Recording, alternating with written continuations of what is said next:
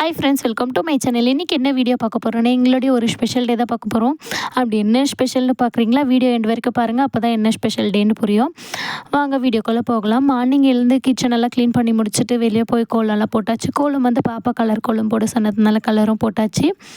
Colour கோலம்னா பாப்பாவுக்கு ரொம்ப பிடிக்கும். ஸோ அதனால் இன்றைக்கி கலர் கேட்டதால் கலர் கோலம் போட்டேன், இல்லைன்னா கலர் போட்டிருக்க மாட்டேன்.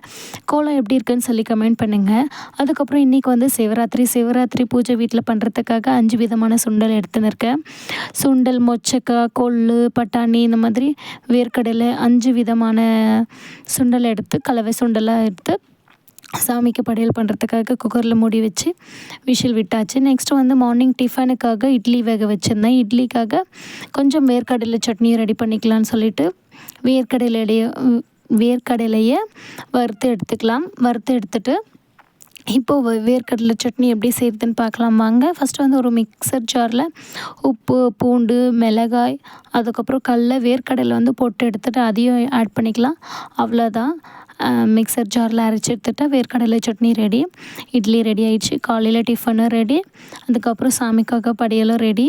சுண்டல் வந்து கொஞ்சம் மிளகாய், அதுக்கப்புறம் வெங்காயம்லாம் போட்டு தாளிச்சிக்கலாம். அதுக்கப்புறம் கொஞ்சம் வந்து ஸ்வீட்டுக்காக வெல்லமும் போட்டு அரைச்சி எடுத்து உண்டை பண்ணி வச்சுக்கலாம். அவ்வளோதான் ரெடி.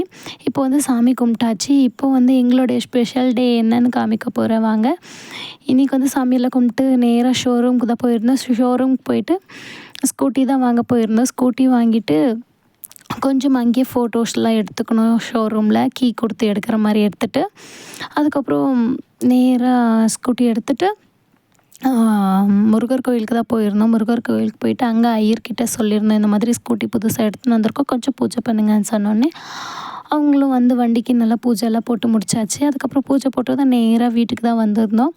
இப்படி தான் எங்களோட ஸ்பெஷல் டே முடிஞ்சது. ஓகே ஃப்ரெண்ட்ஸ், என்னோடய வீடியோ பிடிச்சிருந்துச்சுன்னா லைக் பண்ணுங்கள், ஷேர் பண்ணுங்கள், சப்ஸ்கிரைப் பண்ணிக்கோங்க. நெக்ஸ்ட் வீடியோவில் பார்க்கலாம். பாய்.